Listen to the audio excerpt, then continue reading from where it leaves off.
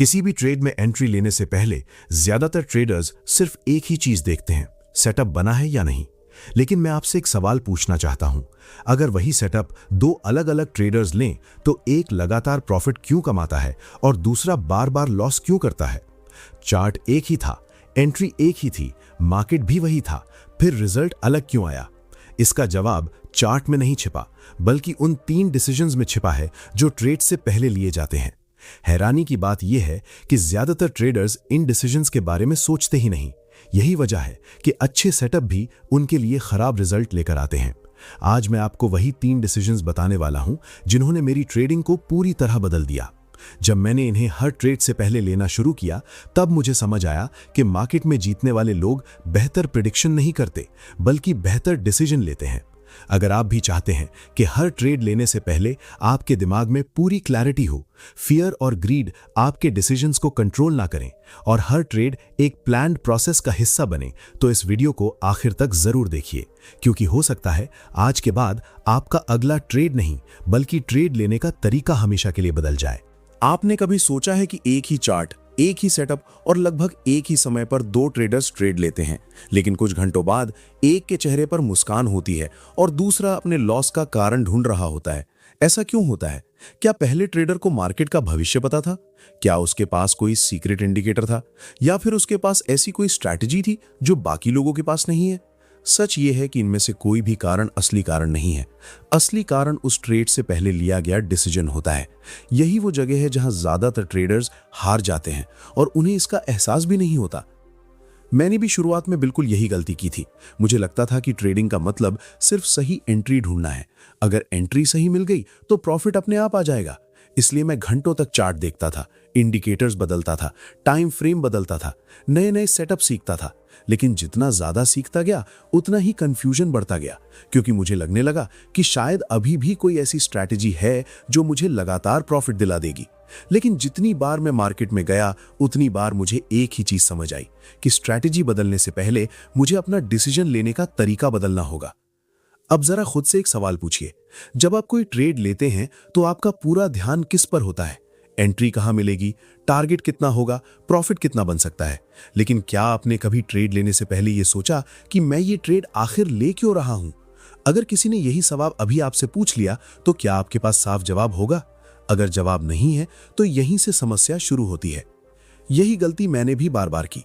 कई बार ऐसा हुआ कि मैंने सिर्फ इसलिए ट्रेड लिया क्योंकि मुझे लगा मार्केट अभी भाग जाएगा। कई बार किसी बड़ी ग्रीन कैंडल को देखकर लगा कि अगर अभी एंट्री नहीं ली तो मौका निकल जाएगा। और कई बार लगातार 2 प्रॉफिट मिलने के बाद मुझे लगने लगा कि अब अगला ट्रेड भी जरूर सही होगा। लेकिन क्या मार्केट मेरे कॉन्फिडेंस के हिसाब से चलता है? बिल्कुल नहीं। मार्केट को इस बात से कोई फर्क नहीं पड़ता कि मैं कितना कॉन्फिडेंट हूं या कितना नर्वस हूं। मार्केट सिर्फ वही करेगा जो उसे करना है। यही मुझे एक बहुत बड़ी बात समझ आई। मार्केट से पहले मुझे अपने दिमाग को पढ़ना सीखना होगा, क्योंकि अगर मेरा डिसीजन ही गलत वजह से लिया गया है तो सही सेटअप भी मुझे बचा नहीं सकता। सोचिए, अगर कोई व्यक्ति बिना डेस्टिनेशन तय किए कार चलाना शुरू कर दे तो क्या सिर्फ अच्छी कार होने से वो सही जगह पहुंच जाएगा? बिल्कुल नहीं। उसी तरह सिर्फ अच्छा चार्ट देखकर ट्रेड लेना भी काफी नहीं है। पहले यह तय होना चाहिए कि मैं ये ट्रेड किस आधार पर ले रहा हूं। यहीं से मेरी सोच पूरी तरह बदल गई। मैंने हर ट्रेड से पहले खुद से सवाल पूछना शुरू किया, क्या मेरा सिस्टम इस ट्रेड की परमिशन दे रहा है या मेरा इमोशन मुझे जल्दी डिसीजन लेने के लिए मजबूर कर रहा है? पहली बार यह सवाल आसान नहीं था, क्योंकि इमोशन हमेशा बहुत मजबूत आवाज में बोलता है और सिस्टम हमेशा शांत रहता है। इमोशन कहता है अभी एंट्री ले लो, मौका निकल जाएगा। सिस्टम कहता है रूल पूरा होने का इंतजार करो। इमोशन कहता है इस बार कुछ अलग होगा। सिस्टम कहता है जो हमेशा फॉलो किया है वही फॉलो करो। अब आप सोच रहे होंगे कि दोनों की आवाज एक साथ आए तो पहचाने कैसे? इसका जवाब बहुत आसान है। अगर आपके पास ट्रेड लेने की वजह लिखी हुई नहीं है तो बहुत संभावना है कि डिसीजन इमोशन ले रहा है। लेकिन अगर आपका सेटअप पहले से डिफाइंड है, आपके रूल्स पहले से तय हैं और वही रूल्स पूरे होने पर आप एंट्री लेते हैं, तो डिसीजन सिस्टम ले रहा है। यही फर्क धीरे धीरे आपके रिजल्ट्स बदलना शुरू कर देता है। मैंने एक और चीज नोटिस की, जितने भी बड़े लॉस मैंने किए उनमें से ज्यादातर लॉस गलत एनालिसिस की वजह से नहीं थे। वे लॉस जल्दबाजी में लिए गए डिसीजंस की वजह से थे। कई बार सेटअप पूरा होने से पहले एंट्री ले ली, कई बार सिर्फ इसलिए ट्रेड ले लिया क्योंकि पिछले ट्रेड में प्रॉफिट हुआ था, और कई बार सिर्फ इसलिए क्योंकि मुझे लगा कि इस मूव को मिस नहीं करना चाहिए। लेकिन हर बार मार्केट ने मुझे एक ही लेसन सिखाया कि बिना सही डिसीजन के लिया गया ट्रेड चाहे कभी प्रॉफिट दे भी दे, वो लंबे समय में आपको नुकसान ही देगा।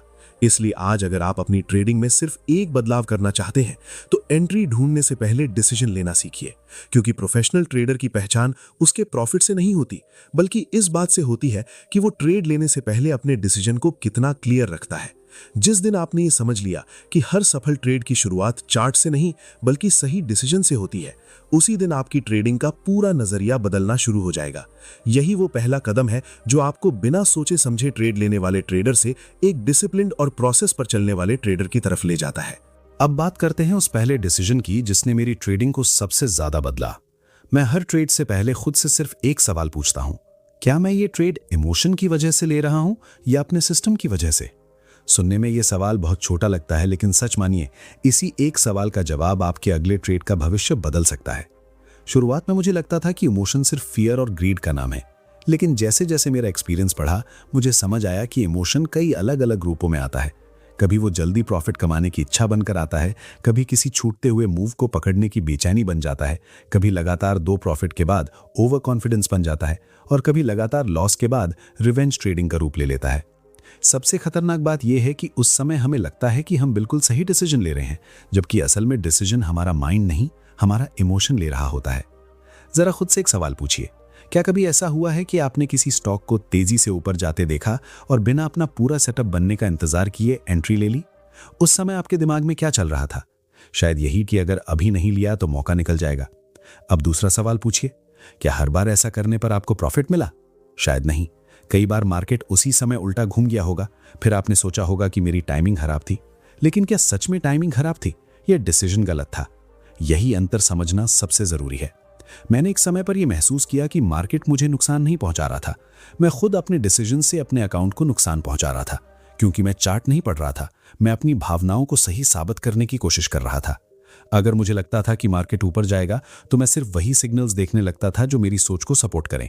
अगर मुझे लगता था कि मार्केट नीचे आएगा तो मैं वही चीजें ढूंढने लगता था जो मेरे डिसीजन को सही साबित करें। क्या ये एनालिसिस था? बिल्कुल नहीं। ये इमोशन था जो एनालिसिस का रूप लेकर मेरे सामने खड़ा था। यही मैंने अपने लिए एक छोटा सा रूल बनाया। कोई भी ट्रेड लेने से पहले मैं खुद से पूछता हूं, अगर इस चार्ट से मेरा नाम हटा दिया जाए, अगर इसमें मेरे प्रॉफिट या लॉस की कोई भावना ना जुड़ी हो, तो क्या मैं फिर भी यही डिसीजन लूंगा? अगर जवाब हां होता है तभी मैं आगे बढ़ता हूं, अगर जवाब नहीं होता तो मैं उस ट्रेड को छोड़ देता हूं। क्योंकि मैंने समझ लिया कि गलत ट्रेड लेकर पैसा खोने से बेहतर है सही ट्रेड का इंतजार करना। अब एक और सवाल आता है, अगर इमोशन इतना ताकतवर है तो उससे बचें कैसे? क्या इमोशन को पूरी तरह खत्म किया जा सकता है? नहीं, इमोशन इंसान होने का हिस्सा है, उसे खत्म नहीं किया जा सकता, लेकिन उसे डिसीजन लेने से रोका जा सकता है। और इसका सिर्फ एक तरीका है, आपका सिस्टम इतना स्पष्ट होना चाहिए कि उसमें सोचने की जरूरत ना पड़े। जब आपकी एंट्री रूल्स पहले से तय हो, जब आपका सेटअप पहले से डिफाइंड हो, जब आपकी चेकलिस्ट पहले से तैयार हो, तब इमोशन की जगह धीरे धीरे प्रोसेस लेना शुरू कर देता है। मैंने देखा कि जब भी मैं रूल्स छोड़कर अपनी फीलिंग पर भरोसा करता था, कुछ ट्रेड्स में प्रॉफिट जरूर मिल जाता था, लेकिन वही प्रॉफिट सबसे बड़ा जाल साबित होता था। क्योंकि मेरा दिमाग सोचने लगता था कि देखो इस बार रूल तोड़ा और फिर भी पैसा बन गया। फिर अगली बार भी वही गलती दोहराई जाती थी। फिर एक दिन ऐसा आता था जब एक ही गलत डिसीजन कई दिनों का प्रॉफिट वापस ले जाता था। तब मुझे समझ आया कि मार्केट कभी कभी गलत आदत को भी रिवॉर्ड दे देता है, लेकिन लॉन्ग टर्म में वही आदत सबसे बड़ा नुकसान बनती है। यही कारण है कि मैं कभी किसी एक ट्रेड के रिजल्ट से अपने डिसीजन को सही या गलत नहीं मानता। अगर मैंने सारे रूल्स फॉलो किए और फिर भी लॉस हुआ तो मेरे लिए वो एक अच्छा ट्रेड था, लेकिन अगर मैंने रूल्स तोड़ दिए और प्रॉफिट मिल गया तो मेरे लिए वो एक खराब ट्रेड था। क्योंकि मैं जानता हूं कि ट्रेडिंग में एक ट्रेड नहीं बल्कि सैकड़ों ट्रेड्स का रिजल्ट मायने रखता है। अगर मेरा प्रोसेस सही है तो लंबे समय में रिजल्ट भी मेरे पक्ष में आएंगे। अब सोचिए, जब आप अगली बार ट्रेड लेने बैठेंगे तो सबसे पहले क्या करेंगे? क्या फिर से इंडिकेटर बदलेंगे? क्या फिर से कोई नया पैटर्न ढूंढेंगे? या फिर पहले अपने आप से ये सवाल पूछेंगे कि मैं ये ट्रेड क्यों ले रहा हूं? अगर इस सवाल का जवाब साफ नहीं है तो ट्रेड भी साफ नहीं है। अगर वजह सिर्फ इतनी है कि मार्केट भाग रहा है या मुझे जल्दी प्रॉफिट चाहिए या पिछले लॉस की भरपाई करनी है, तो समझ जाइए कि आपका डिसीजन सिस्टम नहीं, इमोशन ले रहा है। मैंने अपनी ट्रेडिंग में सबसे बड़ा बदलाव तब देखा जब मैंने चार्ट को कम और अपने डिसीजन को ज़्यादा ऑब्जर्व करना शुरू किया, क्योंकि आखिर में मार्केट मुझे हर बार एक ही बात सिखाता रहा। सही सेटअप आपको अवसर देता है, लेकिन सही डिसीजन ही उस अवसर को लंबे समय की कंसिस्टेंसी में बदलता है। इसलिए किसी भी ट्रेड में एंट्री लेने से पहले खुद से ये सवाल जरूर पूछिए, क्या मैं इस समय अपने सिस्टम को फॉलो कर रहा हूं या अपने इमोशन को? जिस दिन इस सवाल का जवाब ईमानदारी से देना शुरू कर देंगे, उसी दिन आपकी ट्रेडिंग का पहला और सबसे मजबूत बदलाव शुरू हो जाएगा। अब मैं उस दूसरे डिसीजन की बात करता हूं जिसे मैंने अपनी ट्रेडिंग का सबसे महत्वपूर्ण हिस्सा बना लिया। ये डिसीजन है, अगर ये ट्रेड मेरे खिलाफ चला गया तो मैं कितना लॉस स्वीकार करूंगा। पहली बार जब मैंने इस सवाल को गंभीरता से समझा, तब मुझे एहसास हुआ कि ज्यादातर ट्रेडर्स प्रॉफिट कमाने की तैयारी करते हैं, लेकिन लॉस स्वीकार करने की तैयारी कभी नहीं करते। यही वजह है कि एक छोटा सा लॉस धीरे धीरे बड़े नुकसान में बदल जाता है। मैं भी पहले बिल्कुल ऐसा ही करता था। ट्रेड लेने से पहले मेरा पूरा ध्यान इस बात पर होता था कि अगर मार्केट मेरे हिसाब से चला तो कितना प्रॉफिट मिलेगा, लेकिन मैंने कभी ये तय नहीं किया कि अगर मार्केट मेरे खिलाफ चला तो मैं कहां रुकूंगा। शुरुआत में मुझे लगता था कि स्टॉप लॉस लगाना ही काफी है, लेकिन बाद में समझ आया कि स्टॉप लॉस लगाना और मानसिक रूप से लॉस स्वीकार करना दोनों बिल्कुल अलग बातें हैं। जरा खुद से एक सवाल पूछिए, क्या कभी ऐसा हुआ है कि आपने स्टॉप लॉस लगाया, लेकिन जैसे ही प्राइस उसके करीब पहुंचा आपने उसे थोड़ा और नीचे कर दिया, फिर मार्केट थोड़ा और नीचे गया तो आपने फिर स्टॉप लॉस बदल दिया? आखिर ऐसा क्यों हुआ? क्या आपकी एनालिसिस अचानक बदल गई थी? नहीं, आपकी एनालिसिस नहीं बदली थी, आपका इमोशन बदल गया था। आपका मन सिर्फ एक बात कह रहा था, शायद मार्केट वापस आ जाएगा।